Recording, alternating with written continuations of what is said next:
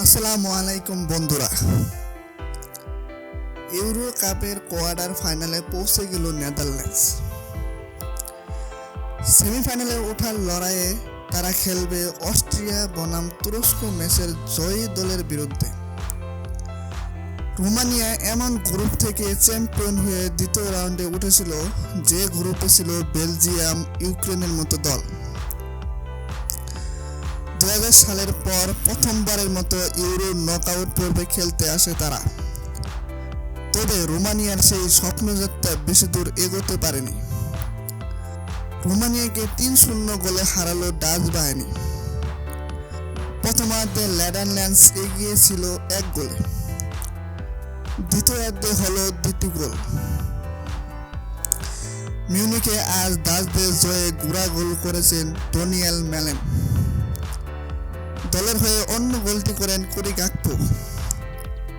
পাশাপাশি ম্যালেনের প্রথম গোলে সহায়তাও করেন গাকপো। বায়ার্ন মিউনিখের মাঠ আলিয়ান্স অ্যারেনায় ম্যাচের শুরুটা ছিল ভিন্ন। প্রথম দিকে দুই দলই আক্রমণাত্মক ফুটবল উপহার দেয়। 6 মিনিটে নেদারল্যান্ডস তারকা জাবি সিমন্সের শট সরাসরি জমা হয় গোলরক্ষকের হাতে। 8 মিনিটের মাথায় দারুণ এক আক্রমণে ডাচ ডিফেন্সের পরীক্ষা নেয় রোমানিয়া। 14 মিনিটে দুর্দান্ত আক্রমণে পরপর দুবার গোলের খুব কাছাকাছি পৌঁছে গিয়েছিল রোমানিয়া, যদিও অল্পের জন্য গোল পাওয়া হয়নি।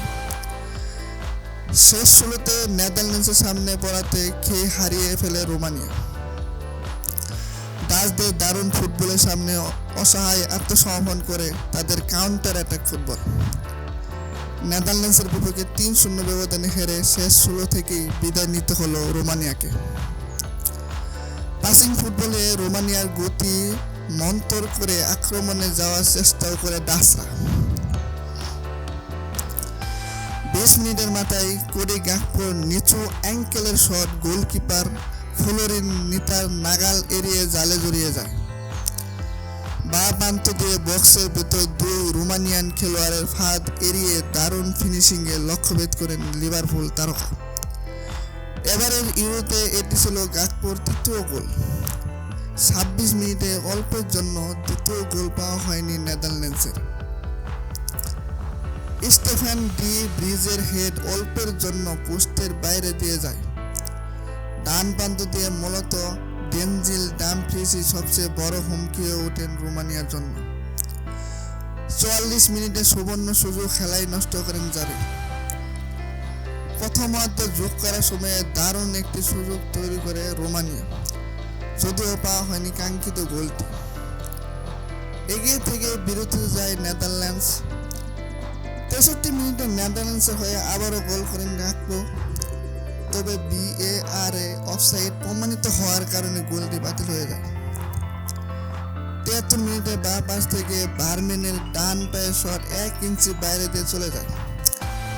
ম্যাচের অতিরিক্ত সময়ের 3 মিনিটের মাথায় কাউন্টার অ্যাটাক থেকে বল একাই টেনে নিয়ে ভেতরে ঢুকে ডান পায়ে দারুণ শটে গোলকিপারকে বোকা বানান মালেন। এতে ব্যবধান দাঁড়ায় 3-0।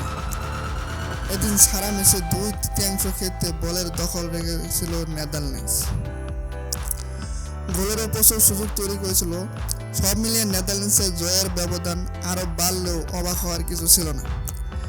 66% বলের দখল ও 23টি শট, এই পরিসংখ্যান বলে দিচ্ছে ম্যাচটা কতটা একপেশে ছিল। ইউরো শেষ 16 রোমানিয়ার বিপক্ষে আজ এমনই দাপটে ফুটবল উপহার দিয়েছে নেদারল্যান্ডস।